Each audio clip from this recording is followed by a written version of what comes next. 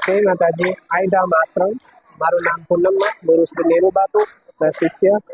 આજે આ આશ્રમ રાંદલધામ આઈધામ આશ્રમ બિલખા રોડ ઉપર સત્તા તરફ આવેલો છે.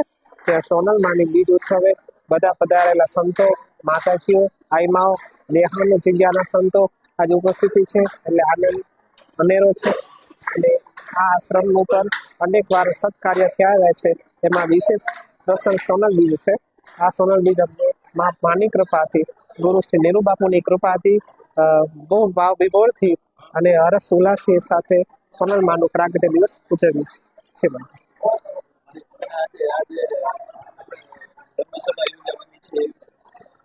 આજે 11 વાગે ધર્મસભા છે અને રાત્રે ડાયરો પણ રાખેલો છે અને દેહાની જગ્યા છે એટલે ભોજન પ્રસાદ પણ અવિરત ચાલુ છે.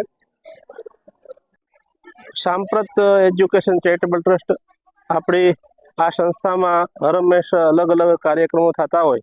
આજે પાદરિયા મુકામે જે રાંદલધામ આવેલું છે એમના પૂનમમાં છે, એમના દ્વારા આપણી સંસ્થામાં સોનલ બીજ નો એક કાર્યક્રમ રાખવામાં આવેલો છે. સોનલ બીજ ભવ્ય રીતે ઉજવવાનો કાર્યક્રમ છે. અત્યારે સાધુ સંતો આવી અને એક ધર્મસભાનું આયોજન કરવાના છે. સતત પાટોત્સવનું આયોજન અને સાંજે લોક ડાયરાનું આયોજન કરવામાં આવેલું છે. ખરેખર આ જગ્યા એટલી બધી પવિત્ર છે કે દિવ્યાંગોનો જે આશ્રમ છે, દિવ્યાંગોને સાચવીએ છીએ, પણ અલગ અલગ ધર્મના કાર્યો થઈ અને આ સંસ્થાના પટાંગણને પવિત્ર થાય છે. ખરેખર આવા માતાજી અને ધર્મગુરુઓનો ખૂબ ખૂબ સહકાર મળે છે અને બાળકો પાસે આશીર્વાદ છે કે આજે આ સોનલ બીજ નિમિત્તે ભવ્ય રીતે લોક ડાયરો અને સાંસ્કૃતિક કાર્યક્રમનું આયોજન કરેલું છે. અહીંયા અવારનવાર ધાર્મિક કાર્યો થતા હોય છે, તો એ વિશે આપને કેવું લાગે છે?